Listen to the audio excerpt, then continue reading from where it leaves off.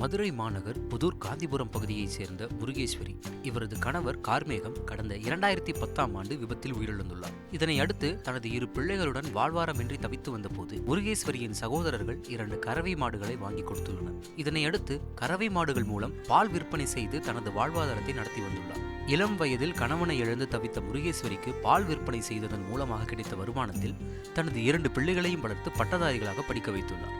இந்நிலையில் அந்த கறவை மாடுகள் அடுத்தடுத்து கன்று குட்டிகள் ஈன்று அதுவும் பெரிதாகி அதன் மூலமாகவும் பால் விற்பனை செய்து வந்துள்ளார். தனது கணவன் இல்லாமல் வாழ்வாதாரமின்றி தவித்த போது தனது அண்ணன்கள் வழங்கி கறவை பசுக்கள் தான் இன்று தனக்கு உதவியாக இருந்த நிலையில் தனது பிள்ளைகள் போல கருதி பசுக்களை வளர்த்து வந்துள்ளார். இந்நிலையில் இவர் தனது வீட்டின் பின்புறத்தில் 2 பசுமாடுகளை நேற்று முன்தினம் இரவு கட்டி வைத்துள்ளார். நேற்று அதிகாலை மாடுகளை அவிழ்க்கு சென்று பார்த்தபோது ஒரு பசுமாடு மட்டும் நின்று கொண்டிருந்தது. இதனால் அதிர்ச்சியடைந்த முருகேஸ்வரி தனது பசுமாடுகள் காணாமல் போனதாக கூறி அக்கம்பக்கத்தினர் உதவியுடன் தேடி பார்த்த பொழுது வீட்டின் அருகே சுமார் 200 மீட்டர் தொலைவில் உயிரிழந்த நிலையில் கிடந்துள்ளது. மேலும் பசுமாட்டின் கழுத்தில் கயிறு மூலம் இருக்கப்பட்டிருந்ததும் கால் கட்டப்பட்டிருந்த தடம் இருந்த நிலையில் உடல் முழுவதிலும் அடித்தது போன்ற காயம் இருப்பது தெரிய வந்துள்ளது.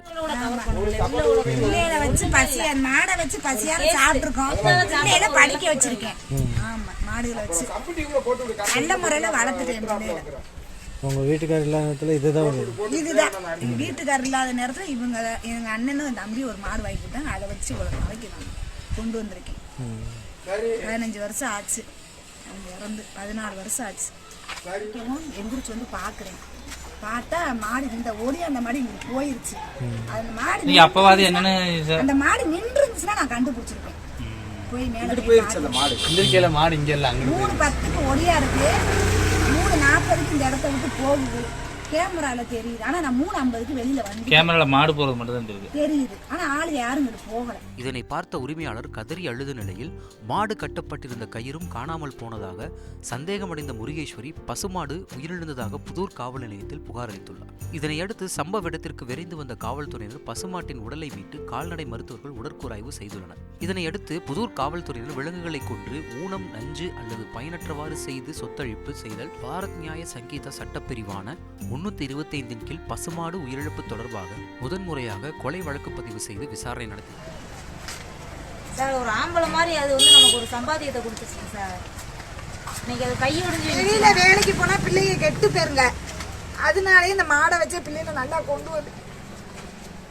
மதுரையில் வீட்டில் கட்டி வைக்கப்பட்டிருந்த கறவை பசுமாடு கொலை செய்யப்பட்ட சம்பவம் அப்பகுதியில் பெரும் பரபரப்பை ஏற்படுத்திய நிலையில் இது தொடர்பாக புதூர் காவல்துறையினர் சம்பவ இடத்தில் உள்ள CCTV காட்சிகள் அடிப்படையில் விசாரணை நடத்த முடிவு செய்துள்ளனர். தான் வளர்த்த பசுமாடு கொலை செய்யப்பட்ட நிலையில் தனது தாயின் பிரிவால் அந்த கன்றுக்குட்டி 2 நாட்களாக கத்திக்கொண்டே சாப்பிடாமல் இருந்து வருகிறது.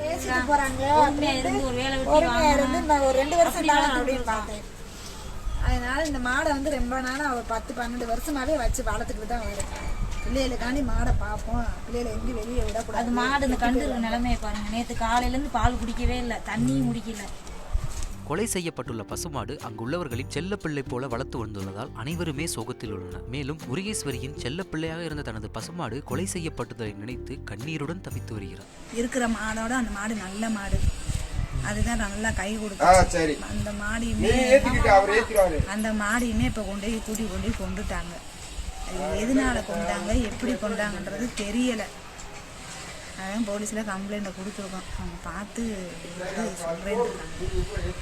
கொலை செய்யப்பட்டுள்ள பசுமாட்டுடன் பழகி வந்த திலீப் என்ற சிறுவன் பசுமாட்டின் கன்றுக்குட்டிக்கு கவலைப்படாதே, நான் இருக்கிறேன் என கூறி ஆறுதல் தெரிவித்து தலையை தடவி கொடுத்து உணவு கொடுத்து வருகிறார். சிறிய அளவிலான ஓட்டு வீட்டில் வசித்து வரும் முருகேஸ்வரி தனது வாழ்வாதாரமாக வளர்த்து வந்த பசுமாடு கொலை செய்யப்பட்ட சோகத்தில் பசுமாட்டின் கன்றுக்குட்டியை தடவி கொடுத்து கொண்டே கண்ணீர் மல்க அழுது கொண்டுள்ளார். இது போன்று வாழ்வாதாரமாக இருந்து ஒரே குடும்பத்திற்கே வாழ்வளித்த பசுமாட்டை கொலை செய்த கொடூர்களை கைது செய்ய வேண்டும் எனவும், கஞ்சா மதுபோதை நடமாட்டம் இருப்பதால் போதையில் உள்ளவர்கள் கொலை செய்திருக்கலாம் எனவும் கொலையாளிகளை கைது செய்ய வேண்டும் எனவும் முருகேஸ்வரி மற்றும் அவரது சகோதரர்கள் தெரிவித்துள்ளார்.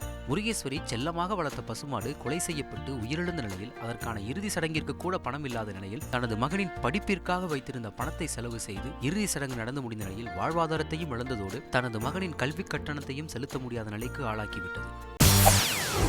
செய்திகளை உடனுக்குடன் தெரிந்து கொள்ள உடனே சப்ஸ்கிரைப் பண்ணுங்க.